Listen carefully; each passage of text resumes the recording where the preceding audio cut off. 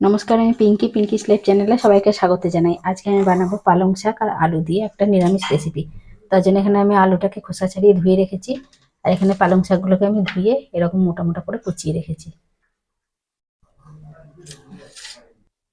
প্রথমে আমি আলুটাকে একটা গ্রেটার সাহায্যে গ্রেট করে নেব।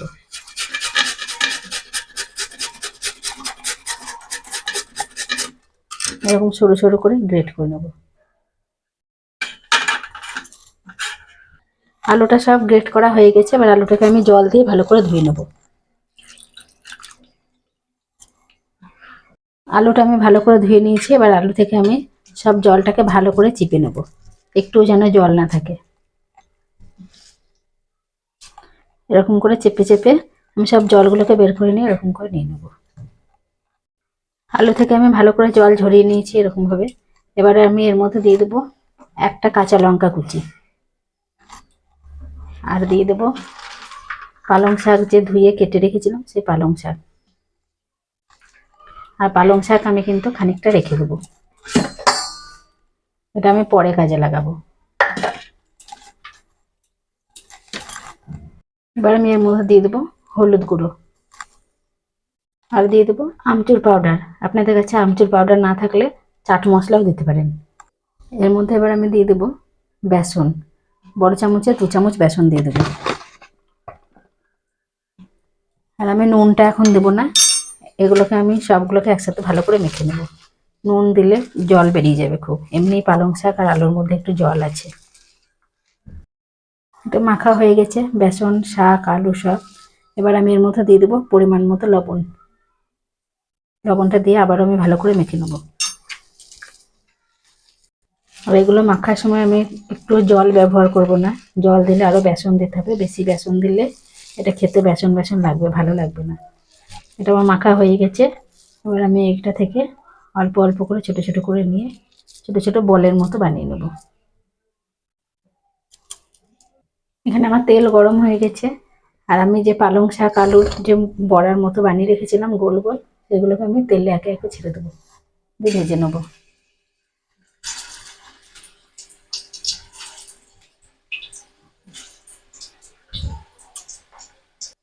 পালং শাক আর আলুর বলগুলো বানিয়ে সব আমি তেলের মধ্যে দিয়ে দিয়েছি। এবার আমি একে একে এগুলোকে উল্টে দেবো।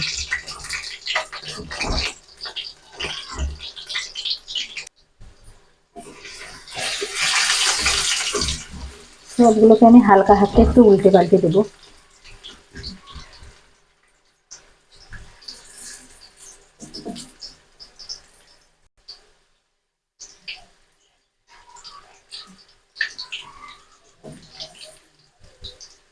এরকম করে বলগুলো বানিয়ে আপনারা ভেজেও খেতে পারেন। আমি এগুলোকে একটু গ্রেভি করে দিয়ে দেবো। সব বলগুলোকে লাল লাল করে ভেজে তুলব আমি।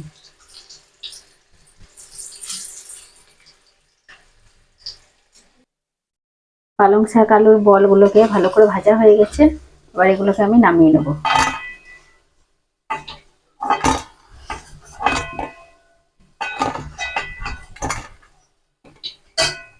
তেল থেকে এগুলোকে তুলে নিয়েছি, কত সুন্দর হয়েছে দেখুন। আর তেলটা অনেকটা আছে, তেলটাকে আমি একটু কমিয়ে নেব। এবার আমি তেলের মধ্যে অল্প একটু গোটা জিরে আর একটা তেজপাতা ফোড়ন দেবো।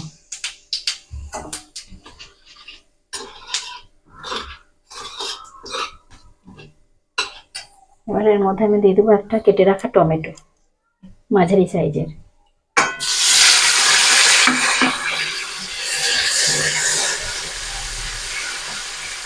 যতক্ষণ টমেটোটা সেদ্ধ হচ্ছে ততক্ষণ আমি একটা মশলা বানিয়ে নেবো। এবার আমি দিয়ে দেবো একটা বাটির মধ্যে জিরে গুঁড়ো 1/2 চামচ,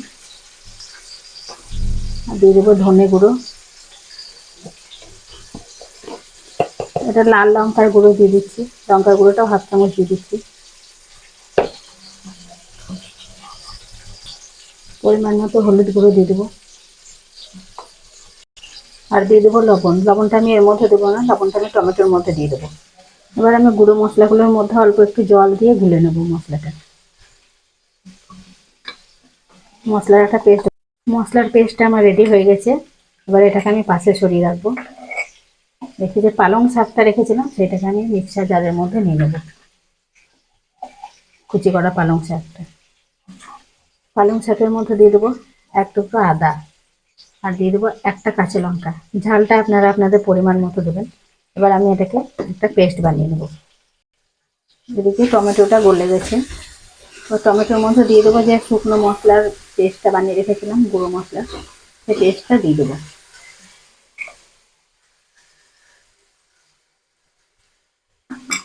দিয়ে মশলাটাকে একটু ভালো করে কষিয়ে নেব। আর মশলার বাটিটা ধুয়ে অল্প একটু জল দিয়ে দেবো।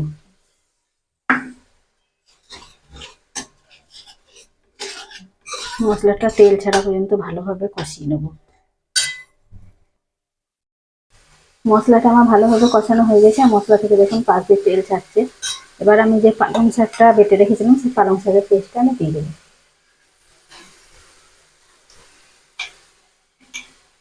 পালং শাক, আদা, কাঁচা লঙ্কা যেটা বেটে রেখেছিলাম, আর এই মশলা জায়গাটা ধুয়ে আমি একটু জল দিয়ে দেবো এবার এর মধ্যে। পালং শাক বাটার জায়গাটা ধুয়ে আমি একটু জলটা দিয়ে দিলাম। আর আমি এর মধ্যে টমেটোর মধ্যে পরিমাণ মতো লবণটা দিয়ে দিয়েছিলাম। আমি এর মধ্যে সামান্য একটু চিনিও দিয়ে দিয়েছি, চিনিটা দেখানো হয়নি। আবারও আমি ভালো করে মশলাটা কষিয়ে নেব, পালং শাকের কাঁচা গন্ধটা তাহলে চলে যাবে।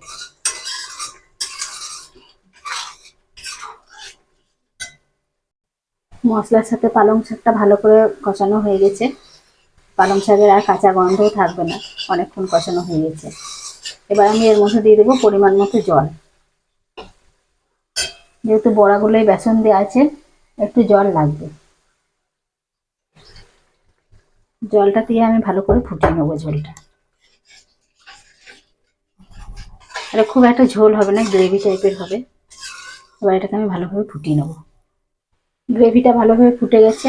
এবার আমি এর মধ্যে যে পালং শাক আর আলুর বড়াগুলো ভেজে রেখেছিলাম সেইগুলো দিয়ে দেবো। বড়াগুলো আমি সব দেবো না, কিছুটা ভাজা খাওয়ার জন্য রেখে দেবো।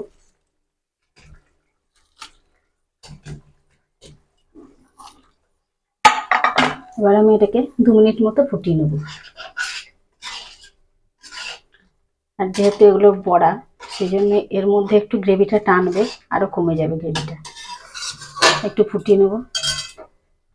আর এই সময় আমি দিয়ে দেবো একটু গরম মশলা গুঁড়ো। দিয়ে আমি 1 থেকে 1.5 মিনিট ফুটিয়ে নেব।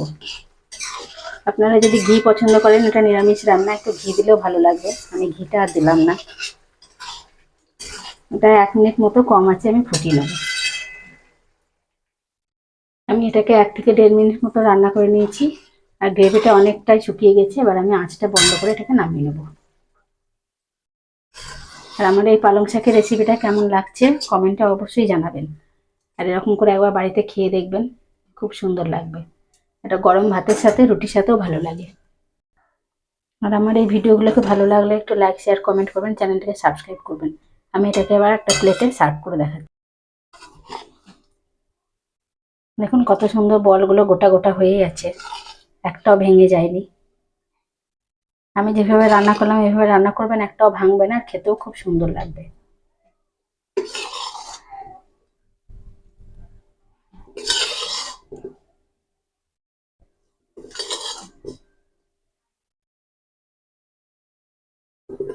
দেখতে যেমন লোভনীয় লাগছে, এটা খেতেও খুব সুন্দর লাগে।